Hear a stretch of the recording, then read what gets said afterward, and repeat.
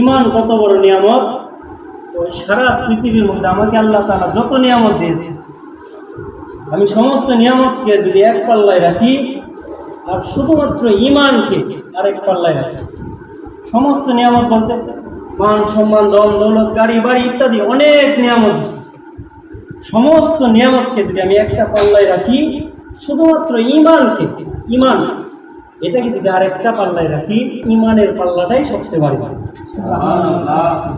এটা বোঝার জন্য কয়েকটা কথা বলি। পয়েন্টে 1 নাম্বার, আল্লাহ রাসূল সাল্লাল্লাহু আলাইহি ওয়াসাল্লাম হাদিসের মধ্যে বলছেন, লা তাকুমুস সাআত, কিয়ামত সংগঠিত হবে না হাত্তা লা ইউকালা ফিল আরদি আল্লাহ আল্লাহ, যতদিন পর্যন্ত একজন ইমানদার আল্লাহ আল্লাহ বলনেওয়ালা থাকবে ততদিন আল্লাহ কিয়ামত করবে। এই আসমান জমিনকে ঠিক রাখবেন যতদিন পর্যন্ত একজন ইমানদার থাকবে। এর বিপরীতে যদি কারো ইমান না থাকে, দুনিয়াতে তার কোনো অভাব নাই, আল্লাহ তাআলা টাকা পয়সা সব কিছু তাকে ধন দৌলত মান সম্মান যা আছে, দুনিয়াতে আমরা তাকে সফল মনে করি, পৃথিবীর সর্বোচ্চ ধনী, এই লোকটার যদি ইমান না থাকে, এমন লোক দ্বারা পুরো পৃথিবীও যদি ভরে যায়, তাদের কোনো মূল্য আল্লাহ কাছে। যদি কোনো ইমানদার না থাকে, তাদের বিনিময়ে আল্লাহ আসমান জমিন ঠিকায় রাখবেন। আরেকজন লোকের যার দুনিয়াতে কিচ্ছু নাই, দুটা পা ফালবে এরকম জায়গার মালিক সে না, একটা থাকার মতো ঘর তার নাই, যদি লজ্জাস্থান রাখার মতো কাপড়ও যদি না থাকে, যদি ইমান থাকে, শুধু ইমান যদি থাকে, এর বিনিময়ে আল্লাহ তাআলা আসমান জমিন ঠিক করবে। সুবহানাল্লাহ। বুঝে আসছে ইমানের কত দাম। আরেকটা বিষয় হলো, ইমান ছাড়া কোনো আমলেই কবুল হয় না। আমি নামাজ রোজা হজ যাকাত যাই করি, সপ্তাহে যদিও একবার জুমাতে আসি, উদ্দেশ্য থাকে কি ভাই, এই আমলগুলো যেন কবুল হয়, আল্লাহ যেন কবুল করেন, আমাকে মাফ করে দিয়ে নাজাতের উসিলা হিসাবে কবুল করেন। এই সমস্ত নেক আমল আমি যা কিছু করি, একটা উদ্দেশ্য এটাই যেন আল্লাহ কবুল করেন। আল্লাহ তাআলা স্পষ্ট ঘোষণা আছে কোরআনের মধ্যে, ওয়াল্লাযীনা কাফারু আ'মালুহুম কাসারাবিন বিকিয়াহ, যারা কাফের, যাদের ঈমান নষ্ট, ঈমান নেই, তাদের আমলগুলো মরুভূমির মরীচিকার মতো। আল্লাহ তাআলা কোরআনে উদাহরণ দিয়েছেন, কাসারাবিন বিকিয়াহ, মরুভূমির মরীচিকার মতো তাদের আমল। বাস্তব একটা উদাহরণ, যারা মরুভূমি দেখছেন বা না দেখলেও ধারণা দিই, মরীচিকা কি। দূর থেকে মনে হয় মরুভূমির মধ্যে যে পানি টলটল করতেছে, অনেক দূর থেকে দূরে তাকাইলে মনে হয় কি পানি আছে, যখন কাছে যায় আসলে কি নাই, ওই জায়গায় কোনো পানির অস্তিত্বই নাই। দূর থেকে দেখা যায় মনে হয় পানি, কিন্তু কাছে গেলে পানির কোনো সন্ধান নেই, লেশ মাত্র নাই। এটাকে বলা হয় মরীচিকা। আল্লাহ তাআলা বলতেছেন, যাদের ঈমান নষ্ট হয়ে গেছে, যাদের ঈমানের মধ্যে কুফরি শিরকে ঢুকে গেছে, তাদের এই আমলগুলো মরুভূমির এই মরীচিকার মতো। যদি ঈমান নষ্ট হয়ে থাকে, আমার নামাজ রোজা হজ যাকাত দান সদকা সামাজিক কল্যাণমূলক কাজ আমি যত আমল করতেছি, বাহ্যিকভাবে এটাকে আমল মনে হইতেছে, যেমন দূর থেকে মনে হয় পানি আছে, আসলে পানি নাই। এটাও বাহির থেকে মনে হইতেছে এটা একটা অনেক বড় আমল করতেছে, আসলে এটা কোনো আমলই নেই। এটা আমার দুনিয়াতে আখিরাতে কোনো কাজে আসবে না। দুনিয়াতে যদিও সাময়িক কোনো কল্যাণ বয়ে আনতে পারে, যেমন আমি দান সদকা করলে হয়তো সুনাম ছড়ায় পড়বে, আমি অন্যান্য কাজগুলো করলে দুনিয়াবি কিছু ফায়দা আমি পেয়ে যাব, কিন্তু আখিরাতের বিনিময়ে আল্লাহ বিন্দু মাত্র কিছু দেবে। 2 নম্বর কথা, যে ইমানের কি মূল্য। আমি যদি ইমান ছাড়া আমার একটা আমলও আল্লাহ দরবারে কবুল হবে, ইমানের এত দাম। আরেকটা বিষয়, আমাদের সবার মনের মধ্যে ইচ্ছা কি, সর্বশেষ গন্তব্যস্থল যেন জান্নাত থাকে। যার ইমানের মধ্যে ভেজাল থাকবে, কুফরি বা শিরকি দ্বারা ইমান নষ্ট হয়ে যাবে, আল্লাহ তাআলার পরিষ্কার ঘোষণা, ইন্নাহু মাইয়ুশরিক বিল্লাহি ফাকাদ হারামাল্লাহু আলাইহিল জান্নাহ। যার ইমানের মধ্যে শিরিক থাকবে, যে শিরিক করবে, আল্লাহর সাথে শরীক সাব্যস্ত করবে, ইমানকে নষ্ট করে দিবে, ফাকাদ হারামাল্লাহু আলাইহিল জান্নাহ, আল্লাহ তাআলা তার উপর জান্নাতকে হারাম করে দিবেন, সে কোনোদিন জান্নাতে প্রবেশ করতে পারবে না। নাউযুবিল্লাহ। ওয়া মাওয়াহুন নার, এবং তার চিরস্থায়ী ঠিকানা হবে জাহান্নাম। এখন বলেন, আমার সমস্ত নিয়ামত এক পাশে রাখি আরেক পাশে ইমান রাখি, তাহলে কোন পাল্লাটা ভারী হবে? ইমানের পাল্লাটাই ভারী হবে। কারণ আমি সারা দুনিয়ার ধন সম্পদের মালিক যদি হয়ে যায়, এই সারা দুনিয়াকে আমি 10 বার বিক্রি করলেও জান্নাতের একটা ইটও কিনতে পারবো নাকি? জান্নাতে এক হাত জায়গাও কিনতে পারবো না, কিন্তু একটা ইমানদারের হাদিসের মধ্যে আছে যে ব্যক্তিকে সর্বশেষ জাহান্নাম থেকে বার করে জান্নাতে প্রবেশ করাবে, অর্থাৎ তারপরে আর কেউ জান্নাতে প্রবেশ করবে না, তার মানে সে হলো সবচেয়ে নিম্ন স্তরের ইমানদার। এরপরে আর ইমান থাকতে পারে না, আমরা যেটাকে জাররা পরিমাণ ইমান বলি, যার নিচে আর ইমান হইতে পারে না, বিশুদ্ধ ছিল, যার মধ্যে কুফরি বা শিরকি ছিল না, শুধু ইমানটা বিশুদ্ধ ছিল, একবারে নিম্ন স্তরের, তো তাকে যখন জাহান্নাম থেকে আল্লাহ জান্নাতে প্রবেশ করাইবেন, ওই জান্নাতের আয়তন হবে এই দুনিয়ার 10 গুণ বড়। এটা কিসের বিনিময়? ইমানের বিনিময়, জাররা পরিমাণ ইমানের। আর এই দুনিয়াকে যদি 10 বার বিক্রি করি, কয়বার জান্নাত কিনতে পারবো? কতটুকু বড় কিনতে পারবো? বিন্দু পরিমাণও জায়গা আমি দুনিয়ার বিনিময়ে কিনতে পারবো না, দুনিয়ার সমস্ত নিয়ামতের বিনিময়েও কিনতে পারবো না যদি ইমান না। এই জন্য বলছিলাম ইমান হলো সবচেয়ে দামি জিনিস, সবচেয়ে দামি জিনিস। এর চেয়ে দামি আর কোনো নিয়ামত নাই। আল্লাহ যত নিয়ামত দিয়েছেন আপনাকে আমাকে, এর মধ্যে সবচেয়ে দামি হলো ইমান। আর এই সবচেয়ে দামি জিনিসের ব্যাপারে আমাদের সবচেয়ে বেশি গাফলতি, সবচেয়ে বেশি উদাসীনতা এই ইমানের ব্যাপারে। অন্যান্য ব্যাপারে আমরা আগ্রহী থাকলেও এই ইমানের ব্যাপারে একটু উদাসীন, গাফেল। এই জায়গায় আমরা নামাজের ব্যাপারে টুকটাক মাসলা মাসাইল আমরা জানি, শিখি, উলামায়ে কেরামের কাছে যাই, রোজার ব্যাপারেও শিখি টুকটাক, এমনকি মিম্বারগুলো থেকে ওই আলোচনাগুলো নিয়মিত আসতেছে, কিন্তু যেই জায়গায় কমতি এটা হলো ইমানের আলোচনা। এই মিম্বার থেকেও আসে না, আমি নিজেও আগ্রহ নিয়ে গিয়ে একজনের কাছে গিয়ে শিখি না, এই জায়গাতে আমাদের কমতি। এটা রাসূল সাল্লাল্লাহু আলাইহি ওয়াসাল্লাম বলে গেছেন, এমন একটা সময় আসবে ইসবিহুর রাজুলু মুমিনান ওয়া ইমসি কাফিরান, এমন এক জামানা আসবে যখন সকালবেলা একজন ইমানদার, বিকালে কাফের হয়ে যাবে। সকালে ইমানদার থাকবে, বিকালে কাফের হয়ে যাবে। কোন কারণে? ইমানের ব্যাপারে গুরুত্ব বেশি থাকার কারণে, ইমানের ব্যাপারে গুরুত্ব না থাকার কারণে সে নিজেও আগ্রহী থাকবে না। সমস্ত জায়গা থেকে আপনি আমি বাস্তবিকভাবে যদি প্রত্যক্ষ করি, এই বিষয়টা ভালোভাবে জানি। কবে শুনেছিলাম সর্বশেষ ইমানি আলোচনা? আমি নিজে, আমার এই বয়স 40 বছর, 50 বছর, 30 বছর, যত বছরই হয়েছে, আমি আমার জীবন থেকে আমি বলি, আমি কয়দিন গেছি আমার ইমানকে শিখার জন্য একজন আলেমের কাছে। আমি শিখার আগ্রহ কতদিন করছি। এই জন্য রাসূল সাল্লাল্লাহু আলাইহি ওয়াসাল্লাম বলছেন এমন এক জামানা আসবে যখন কি থাকবে না, সকালে ইমানদার থাকবে, বিকালে কাফের হয়ে যাবে, আবার বিকালে ইমানদার থাকবে, সকালে কাফের হয়ে যাবে। এই ইমানের ব্যাপারে বেখবরি থাকার কারণে, গাফলতি থাকার কারণে, উদাসীনতা থাকার কারণে আমরা সেই জামানাতেই আছি। এই ঘাটতিটা আমরা আমাদের চোখকে দেখতেছি। আমাদের অনেক নামদারি মুসলমান ভাইয়েরা আছেন, বাবারা আছেন, কাকারা আছেন, যারা অসংখ্য অগণিত দৈনিক এরকম অনেক কার্যক্রম করে যার দ্বারা ইমান নষ্ট হয়ে যায়, এমন অনেক কথা বলে ফেলেন যার দ্বারা ইমান নষ্ট হয়ে যায়। সর্বদা ইমানের উপর থাকা ফরজ। এই জন্য কেউ যদি চায় আমি সর্বদাই অজু অবস্থায় থাকবো, উদাহরণ দিতেছি, তাহলে তার জন্য শিখতে হবে 2টা জিনিস। 1 নাম্বার অজু কিভাবে করতে হয়, 2 নাম্বার অজু কিভাবে ভেঙে যায়। অজু কিভাবে করতে হয়, এর দ্বারা অজু নিজে হাসিল হয়, কিন্তু অজুকে ধরে রাখার জন্য অজু কিভাবে ভেঙে যায় এটাও শিখতে হবে। ঠিক আছে না? অজু যদি ভেঙে যায় এটা না জানে, একবার অজু সকালে করছে, সারাদিন অজু পেশাব পায়খানা সব কিছু করছে, তারপরেও ভাবতেছে কি অজুর উপরে আছে। কারণ কি? জানা নাই অজু কেমনে ভাঙবে। যদি অজু ভাঙার কারণ জানা থাকে, অজু ভাঙে গেলে সাথে সাথে অজু করে। কারণ যদি সে সর্বদা অজু অবস্থায় থাকতে চায়, এগুলো জানা দরকার। ঠিক তদ্রুপ আমি আপনি যদি ইমানের উপর সর্বদা থাকতে চাই, 1 নম্বরে শিখতে হবে ইমান কাকে বলে, 2 নম্বরে শিখতে হবে ইমান কিভাবে ভেঙে যায়। এই 2টা জিনিস শিখতে হবে। ইমান কাকে বলে এটা শিখার দ্বারা ইমান আমার ভিতরে আসবে। 2 নম্বর ইমান কিভাবে ভেঙে যায়, এটা দ্বারা ইমান যেই পথ দিয়ে ভেঙে যায়, চলে যায়, ওই পথগুলো আমি বন্ধ করে দিতে পারি। যদিও ইচ্ছায় অনিচ্ছায় কোনো সময় ভেঙে যায়, আবার ইমানকে নবায়ন করতে পারে। এই জন্য ইমানকে শিক্ষা করা। ইমান কাকে বলে? হাদিসের মধ্যে আছে, হাদিসে জিবরিলের মধ্যে, একবার হযরত জিবরিল আলাইহিস সালাম মানুষের বেশে নবীজি সাল্লাল্লাহু আলাইহি সাল্লামের দরবারে আসলেন। জিজ্ঞাসা করতেছেন, ইয়া রাসূলুল্লাহ আখবিরনি মিনাল ঈমান, হে আল্লাহ রাসূল, আমাকে ঈমান কাকে বলে এটা শিখান। ইমান কাকে বলে? নবীজির কাছে জিবরিল আলাইহিস সালাম জিজ্ঞাসা করতেছেন, কেন? যেন আমরা ইমান শিখতে পারি। সাহাবায়ে কেরামকে ইমান শিক্ষা দেওয়ার জন্য জিবরিল আলাইহিস সালাম প্র্যাকটিক্যাল এইভাবে প্রশ্ন করলেন।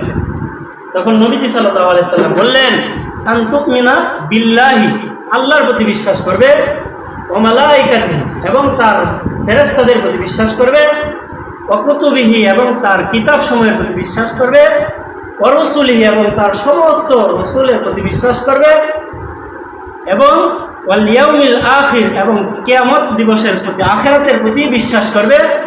যে ভালো মন্দ তকদির এটা আল্লাহর পক্ষ থেকে, এই কথার উপর বিশ্বাস করবে। পয়েন্টগুলো একটু লক্ষ্য করেন। 1 নাম্বার, আল্লাহর প্রতি বিশ্বাস করার কথা। 2 নাম্বার, ফেরেশতাদের প্রতি বিশ্বাস করার কথা বলেন। 3 নাম্বার, আল্লাহ তাআলা আসমান থেকে যত কিতাব নাযিল করেছেন সমস্ত কিতাবের প্রতি বিশ্বাস করার কথা বললেন। 4 নাম্বার, সমস্ত রাসূলগণের প্রতি বিশ্বাস করার কথা বললেন। 5 নাম্বার বললেন আখিরাতের প্রতি বিশ্বাস করার কথা। এবং 6 নাম্বার, ভালো মন্দ এটা আল্লাহর পক্ষ থেকে হয়, এই তকদিরের প্রতি বিশ্বাস করার কথা।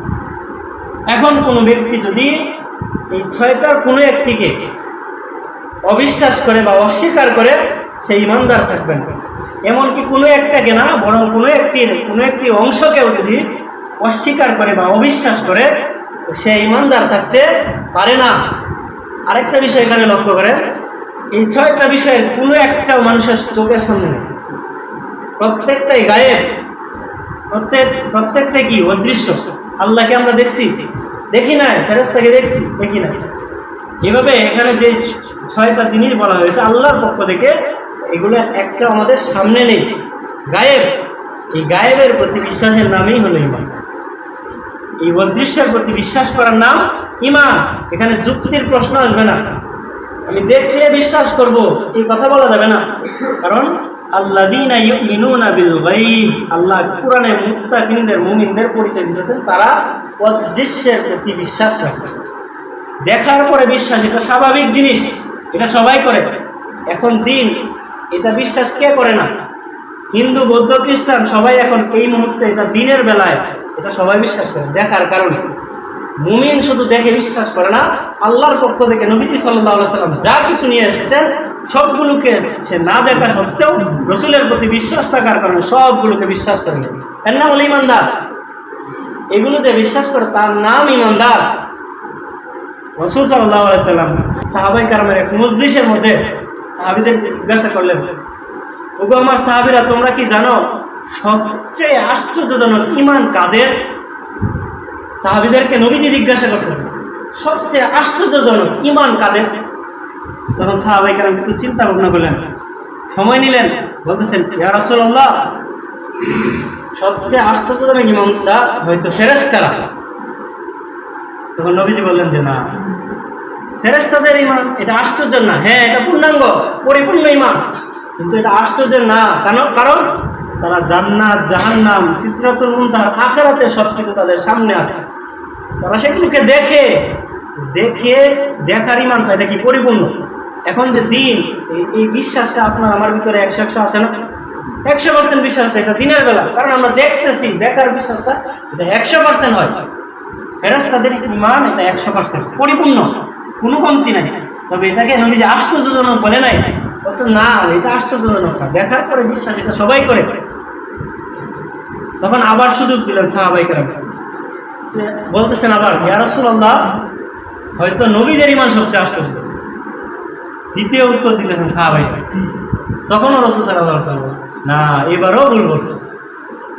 সাহাবায়ে কেরাম কয়, 2বার সুযোগ দিল, 2বার বলে নবীজি বলছেন, দেখো নবীদের ঈমান কেন আশ্চর্যজনক না, তাদেরটাও পূর্ণাঙ্গ, তাদের ঈমান দিন দিন বাড়ে, সমস্ত সাধারণ মানুষের থেকে অনেক ঊর্ধ্বে নবীদের ঈমান। কিন্তু এটাকে আশ্চর্যজনক বলেন নাই কেন? রাসূল সাল্লাল্লাহু আলাইহি ওয়াসাল্লাম যারা নবী হন, পয়গম্বর হন, তাদের কাছে অদৃশ্য জগতের সংবাদ আল্লাহ তাআলা পাঠায় দেন। জিবরিল আলাইহিস সালাম তাদের সাথে সাক্ষাৎ করেন, নবীদের সাথে ফেরেশতাদের সাক্ষাৎ হয়। হযরত মূসা আলাইহিস সালামের সাথে তো স্বয়ং আল্লাহ তাআলা কথা বলেছেন। আমাদের নবীকে তো আল্লাহ তাআলা নিজে মেহমান হিসেবে নিয়ে গেছেন মেরাজের রাতে, আল্লাহর কাছে বসে কথা বলে আসছে।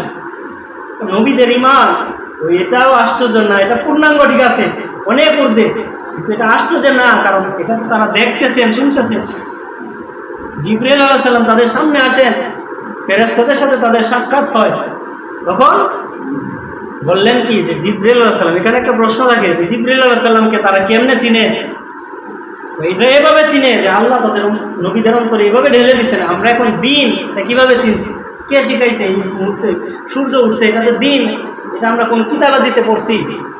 এখন যে দিনের বেলা, এটা কোনো বই পুস্তকে পড়া শিখছি? এটা আল্লাহ দিলে ঢাইলা দিচ্ছেন। আপনাকে এখন আমি যদি বলি এটা রাত, বিশ্বাস করবেন? কেউ বিশ্বাস করবে না, কারণ এটা দিলে আল্লাহ এইভাবেই ঢাইলা দিচ্ছেন। দিন দেখলেই মনে করি এটা দিন, রাত দেখলেই যেভাবে চিনি এটা রাত। নবীগণ ফেরেশতাকে দেখলেই চিনতেন এটা ফেরেশতা। এখানে কোনো সন্দেহ থাকতো না, এটা অন্য কেউ আয়েশা বলতে পারতো না আমি ফেরেশতা চিনি। এই সুযোগ নাই। নবীগণ ফেরেশতাকে দেখলেই চিনতে পারতেন উনি কে? ফেরেশতা। যেমনি আপনি আমি দিনের বেলা দেখলেই বুঝি এটা দিন, রাতের বেলা বুঝি এটা রাত। এর মধ্যে কেউ আমাকে 6-9 বোঝাইতে পারে না। ঠিক তদ্রুপ ফেরেশতাদের সামনেও নবীগণ ফেরেশতাদেরকে ওইভাবেই চিনছেন। নবীজি বলছেন যে না, এটা উত্তরটা ঠিক হয় নাই, সাহাবায়ে কেরাম আরেকটু সময় নেবেন। বললেন ইয়া রাসূলুল্লাহ, তাহলে মনে হয় আমাদের ঈমান না? সাহাবায়ে কেরাম নিজেদের ঈমানের কথা বলেন। বলছে যে না, তোমাদেরটা, কারণ তোমরা আমার সহজতে থাকো, আমাকে দেখছো, তোমাদের সামনে ওহী নাযিল হয়, তোমরা এটা স্বচক্ষে দেখতেছো। তোমরা জিবরাইল আলাইহিস সালামকে সশরীরে না দেখলেও যখন মানুষের বেশে আমার সামনে আসে জিবরাইল আলাইহিস সালামকে তোমরা দেখছো। নবীজি বলছেন যে না, তোমাদের ঈমানও কি না? এটা আশ্চর্য না, বড় চমৎকার কথা বল। তখন সাহাবায়ে কেরাম বলেন ইয়া রাসূলুল্লাহ, আপনিই বলেন, আমরা পারব না। ব্যর্থ হয়েছে, 3বার উত্তর দিতে, একবারও সঠিক হয় নাই। নবীজিকে পরে সাহাবায়ে কেরাম বলছেন ইয়া রাসূলুল্লাহ, আপনিই বলেন। তখন রাসূল সাল্লাল্লাহু আলাইহি ওয়াসাল্লাম বললেন, আশ্চর্যজনক ঈমানদার তারা যারা আমাদের পরবর্তীতে আসবে, পরবর্তী জামানায় আসবে, আমাকে দেখবে না, তোমাদেরকেও দেখবে না, তারা হলো আশ্চর্যজনক ঈমান। সুবহানাল্লাহ। আপনার আমার ঈমানকে নবীজি আশ্চর্যজনক বলে গেছেন, কারণ আমরা নবীকে দেখি নাই, নবীর সাহাবীকে দেখি না, কুরআন নাযিলের ওই সময় সোনালী যুগও দেখি নাই, আমরা ওহী নাযিল দেখি নাই, আমরা নবীকেও দেখি নাই, আল্লাহকেও দেখি নাই, আখিরাতকেও দেখি নাই, তারপরে ঈমান আছে। নবীজি বলছেন এটা আশ্চর্যজনক ঈমান। এই ঈমানটাই তো আশ্চর্যজনক, কিচ্ছু দেখে নাই, তারপরে শুনছি। যখন আমাদের সামনে রাসূলের হাদিস শোনানো হয় 100% আমরা বিশ্বাস করি। নবীজি বলছেন নবীর প্রতি ভালোবাসার জন্য যখন কোরআনের আয়াতগুলো আসে আমরা 100% বিশ্বাস করি, হ্যাঁ এই কোরআনই রাসূল সাল্লাল্লাহু আলাইহি ওয়াসাল্লামের উপর নাযিল হয়েছে, এটাই আল্লাহর পক্ষ থেকে সেই কিতাব যা নবীজির উপর নাযিল হয়েছে। 100% বিশ্বাস করি না এটা আমরা। এই বিশ্বাসের নাম নবীজি বলছেন এরা হলো আশ্চর্যজনক ঈমানদার। আল্লাহ, এই ঈমানের কদর করতে শিখতে হবে। শুরুতে বলছিলাম, সময় শেষ হয়ে গেছে, যে ঈমান এটা খুব দামি জিনিস। আপনার সমস্ত সম্পদ, সমস্ত নিয়ামত একটা পাল্লায় রাখবেন, আরেক পাল্লায় শুধু ঈমানকে রাখেন, ঈমানের পাল্লাটাই বাড়ি হবে। এটা এখন বুঝে আসুক আর না আসুক, মরার পরে বুঝে আসুক। কারণ একজন ঈমানদারের শেষে স্থান হবে চিরস্থায়ী ঠিকানা জান্নাত। আর ঈমানের মধ্যে খলল থাকলে, ঈমানের কারণে যদি কেউ জাহান্নামে যায়, কোনোদিন সে জাহান্নাম থেকে বের হবে, চিরস্থায়ীভাবে জাহান্নামে চলে যাবে। এজন্য করণীয়, নবীজি বলছেন জাদ্দিদু ঈমানাকুম, সাহাবায়ে কেরামকে বললেন যে তোমরা তোমাদের ঈমানকে নবায়ন করো, নবায়ন করো। আল্লাহ কোরআনের মধ্যে বলছেন ইয়া আইয়ুহাল্লাযীনা আমানু আমিনু, হে ঈমানদাররা তোমরা ঈমান আনো। মুফাসসিরিনে কেরাম বলেন ঈমানদারদেরকে আল্লাহ রাইখা বলতেছেন তোমরা ঈমান আনো, মানে কি? অনেক ব্যাখ্যা করছেন, এর মধ্যে দুইটা বলি। 1 নাম্বার বলছে ঈমানদারদেরকে বলা হইতেছে তোমরা ঈমানের উপর অটল অবিচল থাকো। 2 নাম্বার ঈমানকে নবায়ন করো, নবায়ন করো। রাসূল সাল্লাল্লাহু আলাইহি ওয়াসাল্লাম সাহাবায়ে কেরামকে বলছেন তোমরা তোমাদের ঈমানকে নবায়ন করো। সাহাবায়ে কেরাম জিজ্ঞাসা করলেন ইয়া রাসূলুল্লাহ কাইফা নুজাদ্দিদু ঈমানানা, আমরা আমাদের ঈমানকে কিভাবে নবায়ন করব? তখন বলছেন আকতার মিন কাউলি লা ইলাহা ইল্লাল্লাহ, তোমরা বেশি বেশি লা ইলাহা ইল্লাল্লাহ এটা পড়ো, বলতে থাকো। এটা বলার দ্বারা ঈমান নবায়ন হয়। এজন্য আমরা ঈমানকে নবায়ন করার জন্য বেশি বেশি লা ইলাহা ইল্লাল্লাহ পড়বো। আরেকটা হলো ঈমানি আলোচনা নিজে করবো, আরেকজনের কাছ থেকে শুনবো।